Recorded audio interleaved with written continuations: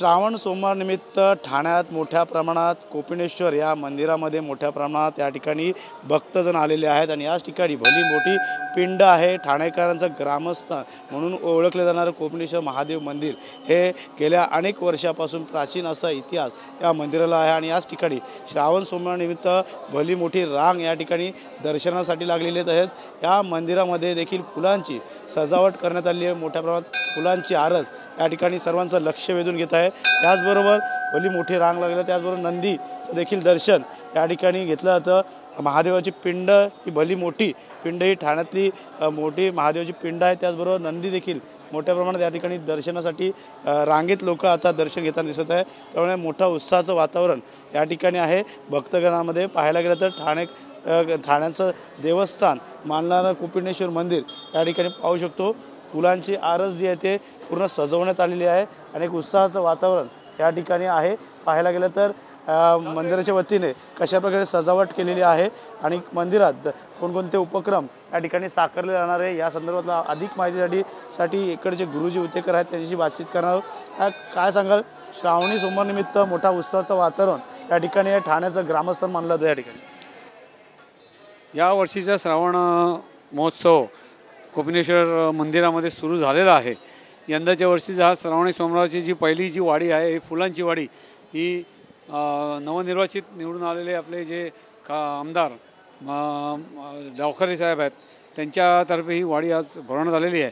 आणि आज माजी खासदार राजन विचार साहेब आणि डावखरे साहेब या दोघांनी मिळून आज ह्या लाईटचं डेकोरेशन आणि फुलांचं डेकोरेशन केलेलं आहे। आणि ठाणे शहराचे ग्रामदैवत असल्यामुळे आणि हे प्राचीन देवस्थान असल्यामुळे प्रतिवर्षाप्रमाणे यावर्षीसुद्धा भाविकांनी पहाटे 4:30 वाजल्यापासून इथे गर्दी सुरू केली, दर्शनासाठी आले होते। आणि त्याप्रमाणे सकाळची पूजा अर्चा गुरुवांची झाल्यानंतर 4:45च्या दरम्यान मंदिर दर्शनासाठी खुले करण्यात आलं आहे।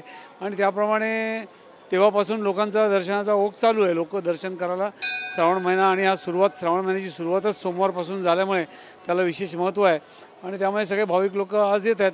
आणि संपूर्ण श्रावण महिनाभर आपल्याकडे जसं आता आज फुलांची वाडी भरलेली आहे, तशी महादेवाला चक्क्याची वाडी आपण भरतो, फळांची वाडी भरतो, असे वेगवेगळ्या प्रकारच्या वाड्या भरल्या जातात। त्याप्रमाणे आपण आपल्या मंदिराच्या नोटीस बोर्डवर कुठली वाडी कधी आहे हे लावतो आणि त्याप्रमाणे लोक भाविक येऊन त्याचा हे घेतात, म्हणजे त्याचं दर्शन करतात त्या वाडीचं। आणि खरोखरच वेगवेगळ्या प्रकारच्या वाड्या या बघण्यासारख्या असतात। ठाणे शहरातलं हे जे आपलं ग्रामदैवत आहे याची शिवलिंगाची उंची आणि शिवलिंगाचं जे मोठेपण आहे ते जर का आपण पाहिलं तर त्या हिशोबाने जेव्हा आपण ह्या देवस्थानाला एखाद्या वेळेस जेव्हा वाडी भरतो श्रावण, ती खरोखरच एक आकर्षक असते। फुलांची वाडी, फळांची वाडी, चक्क्याची वाडी, हे सगळं खरोखरच बघण्यासारखे असतात की एवढे वर्ष भाविक लोक देवाची इथे येऊन श्रावण महिन्यामध्ये आपापल्या ज्या काही इच्छा असतात त्या त्यांच्या पुऱ्या झालेल्या असतात आणि मग त्या अनुषंगाने ते देवाची सेवा करतात आणि वेगवेगळ्या प्रकारच्या वाड्या इथे भरून ते आशीर्वाद घेतात। नक्कीच 5 तारीख आहे आणि यंदाचा 5 सोमवार असणार आहे। किती वर्षाने हा 5 सोमवार आलेला आहे, त्यामुळे मोठं दर्शन एक सोमवार वाढल्यामुळे अनेक लोकांना भक्तांना या ठिकाणी दर्शन घेता येईल। खरोखरच म्हणजे हा योगायोगच म्हणायला लागेल। आता तुम्ही म्हणालात त्याप्रमाणे श्रावण महिन्याची सुरुवात पण सोमवार आहे आणि 5वा सोमवार, 5 सोमवार तुम्ही म्हणाल शेवटचा दिवससुद्धा सोमवारच आहे।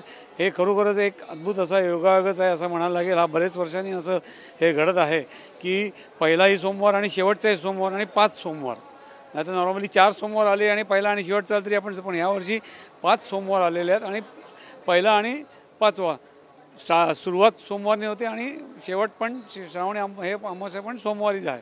त्यामुळे हा एक दुर्लभ असा योगायोग आहे असं म्हणायला लागेल आणि त्या हिशोबाने भाविक लोक, भरपूर भाविक त्यांनी इथे दर्शन करायला येत आहेत। नक्कीच आपल्याकडनं काय आव्हान असेल मंदिराकडनं, या ठिकाणी अनेक सण देखील आहेत, त्यामुळे नक्कीच मोठी गर्दी देखील या ठिकाणी होत असते। आता श्रावण महिना सुरू झाल्यानंतर मंदिरामध्ये तुम्ही म्हणाल त्याप्रमाणे सगळे सणासुदीचे म्हणण्यापेक्षा आपले हिंदू सण तसं पाहायला गेलं तर गुढीपाडव्यापासून सुरुवात, पण श्रावण महिन्यापासून जे एक वेगळ्या प्रकारचे धार्मिक कार्यक्रम असायला जी सुरुवात होते ती मग दिवाळीपर्यंत किंवा वैकुंठ चतुर्दशीपर्यंत चालते। आणि त्याप्रमाणे यंदासुद्धा आता श्रावण महिना झाल्यानंतर भाद्रपदातील गणेशोत्सव, त्याच्यानंतर येणारा नवरात्र उत्सव सुद्धा यावर्षी कोपिनेश्वर टेम्पल कमिटी ट्रस्टतर्फे घागरी फुंकणे वगैरे असे इथे 9 दिवसाचे वेगवेगळ्या प्रकारचे एक चांगले कार्यक्रम आयोजित केले गेलेले आहेत आणि त्याचं जेव्हा आता जवळ येईल नवरात्र त्यावेळी त्याचा नोटीस बोर्डवरती सगळं डिटेल आम्ही लावू किंवा कुठल्या दिवशी काय कार्यक्रम आहेत आणि अशा कारण आत्तापर्यंत असा कार्यक्रम नवरात्र उत्सवात झालेले नाहीत ते कार्यक्रम यंदाच्या वर्षी आपण करण्याचं आयोजलेलं आहे आणि तसंच या सर्व कार्यक्रमाच्या अनुषंगाने आपण जीर्णोद्धाराचा आपण सुद्धा जो विचार करतो त्याच्यासाठी सुद्धा आम्ही प्रयत्नशील आहोत. माननीय मुख्यमंत्री यांनी पुढाकार घेतला होता परंतु नंतर निवडणुका आणि बाकी इतर सगळ्या निवडणुका असंच म्हणायला लागेल निवडणुका आणि इतर निवडणुका विधानसभा निवडणुका नगरपालिका निवडणुका ह्या सगळ्या निवडणुका येत आहेत जवळ त्यामुळे ठाण्यातील मुख्यमंत्री असल्यामुळे एक भाविकांची सुद्धा एक अशी इच्छा आहे की हे देवस्थानाची चांगली सुशोभीकरण किंवा चांगला विकास त्याचा जीर्णोद्धार व्हावा आणि आम्ही आता या श्रावणी सोमवारच्या पहिल्या सोमवारच्या ह्या चांगल्या दिवशी आम्ही मुख्यमंत्र्यांना विनंती करू इच्छितो की त्यांनी लवकरात लवकर या मंदिराच्या जीर्णोद्धारामध्ये लक्ष घालावं आणि एक चांगली वास्तू ठाणे शहरातील भाविकांना एक उभी करून देण्यासाठी एक आपण प्रयत्नशील राहावं ही आमची सगळ्यांची इच्छा आहे. नक्कीच या पद्धतीने त्यांनी सांगितलं आहे की ह्या मंदिराचा जीर्णोद्धार आहे लवकरात लवकर पूर्ण व्हावा. ऐतिहासिक अशी वास्तू आहे आणि याच ठिकाणी भली मोठी पिंड आहे महादेवाची आणि याच ठिकाणी मोठ्या प्रमाणात दर्शनासाठी देखील रांगा लागलेल्या झाल्या. त्यामुळे 5 तारीख आणि 5 सोमवार जे या महिन्यात आलेले आहेत त्यामुळे नक्कीच हा योगायोग देखील म्हणावा लागेल. त्यामुळे भक्तजन आता या ठिकाणी दर्शनासाठी खास करून ठाणेकर या कोपिनेश्वर मंदिराकडे या ठिकाणी दर्शनासाठी येताना आपल्याला पाहायला मिळत आहे. कॅमेरामॅन दुबईसह गणेश सुरा TV9 मराठी ठाणे.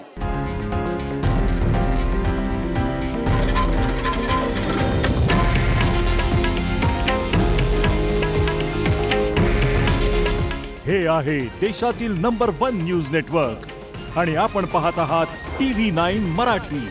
काळजी तुमची, हित महाराष्ट्राचं.